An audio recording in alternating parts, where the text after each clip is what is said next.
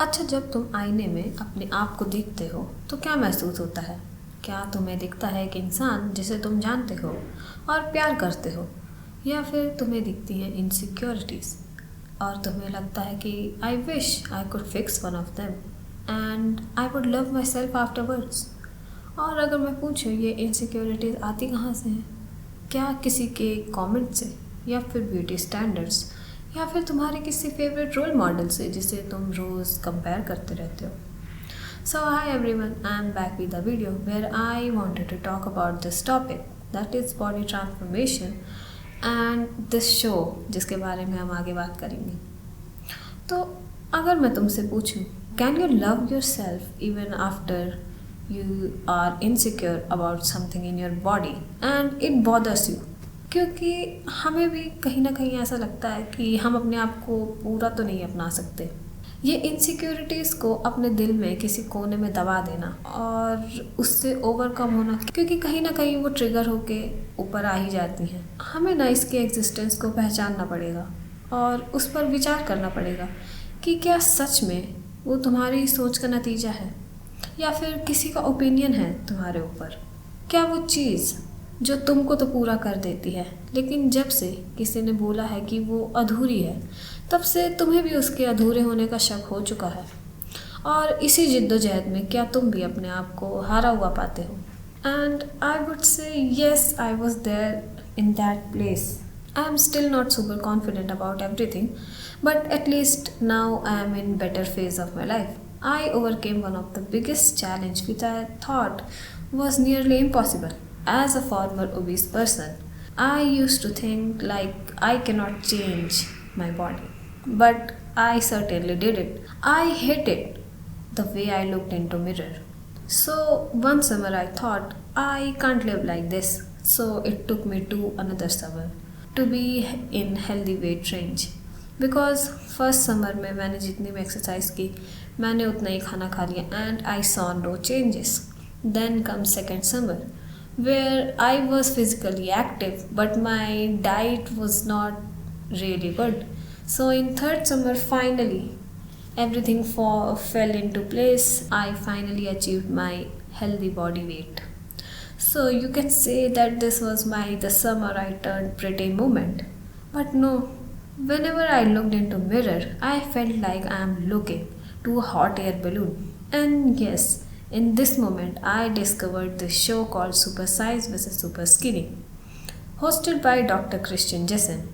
It was a British TV program, and episodes are pretty much available on YouTube, which I binge watched. So, if you don't know what this show was all about, let me give you a context.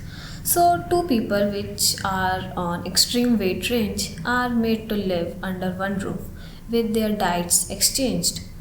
So, the first weird thing in the show was measuring height, weight, thighs on national TV, क्योंकि मुझे तो अपने doctor के सामने भी weighing machine पर जाने से लगता है कि काश मेरा वेट एक हेल्दी रेंज में ही हो. And I feel like these things are personal and confidential measurement, no one should know. But I think so this thing just comes from being embarrassed to look at numbers.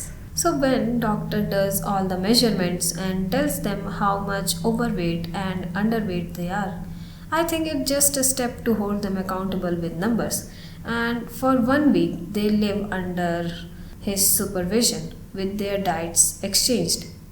And the second thing, which is my favorite part of the show, was the feeding transparent tube, where each of the person are visually introduced with their diets, which I think is another way to show how much they are lacking. In this particular scene, you can see them realizing how bad their diet is. For me, one of the shocking part was like in one person, she was drinking 12 cups of coffee and someone was drinking 25 cups of tea, like sugar, water and caffeine, like they were running on it for like whole day. Some of the oversized contestants, their feeding tube was full of calorie-dense food like cakes, fries, coke, brownies, biscuits, chips and sugar. It really made me to question myself, like what am I eating? Am I also including these ultra processed food? I love the part where they were talking about food and how their relationship between food evolved till here, how they have gotten to this point where they are sitting in front of each other. And I don't remember when it happened, but yes, I was totally dependent on food too when I was feeling low. It just shows how food can make us feel good, warm, and comforts us. It really helps us to suppress our emotion and what we are going through.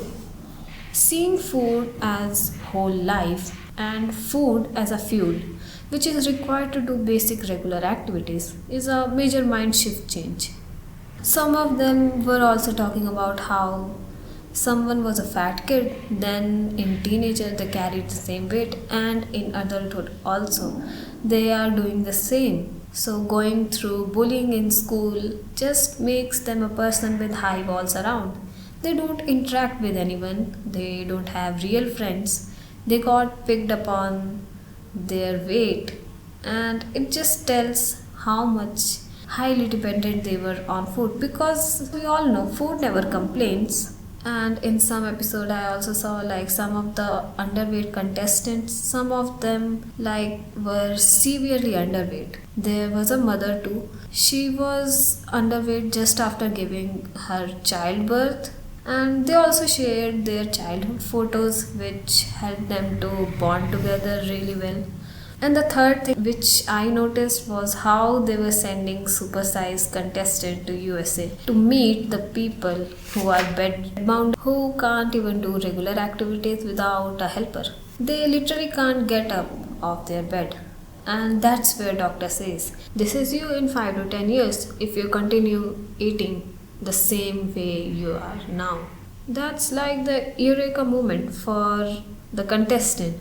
And this comes off more like a shock than a positive motivation. Like, discontinue your current habits or you'll end up like this. This is your future.